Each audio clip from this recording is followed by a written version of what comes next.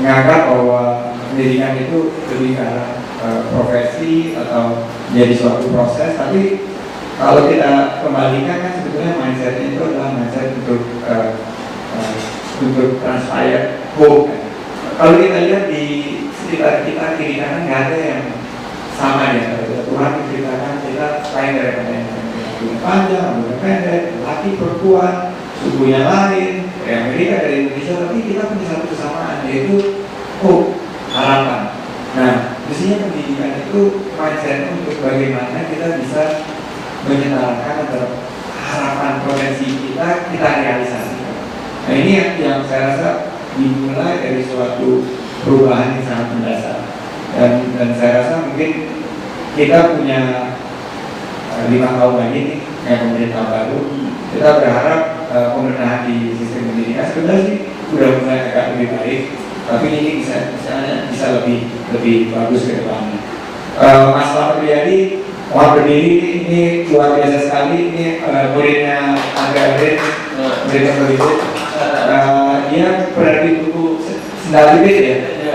Sendal Jepit nanti saya promosikan. Mas Selamat saya sudah baca bukunya.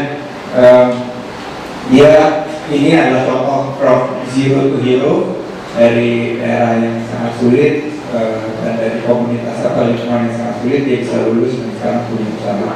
Nah, mungkin dari pertanyaan ini kita tuh kenal dengan ATM, amati, tiru, dan modifikasi. Kuncinya itu adalah memodifikasinya itu, nilai tambahan itu dimodifikasi. Jangan kita terjebak bagaimana menurunkan harga daripada barang kita, karena kita akan mampu bersaing. Semakin turun berarti kita tidak memiliki kemampuan untuk bersaing.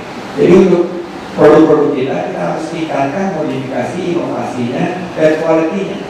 Nah, dengan itu kita bisa punya kemampuan untuk melakukan premium price, jadi harga yang lebih tinggi daripada harga kompetitor kita.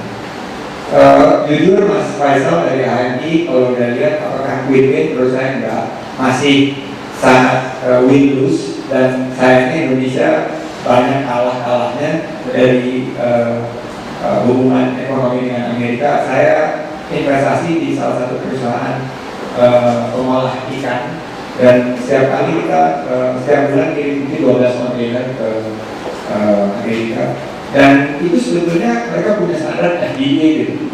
Nah, kalau kita nggak comply itu dikembaliin gitu. Dan kalau ditanya kenapa, ya pokoknya gitu.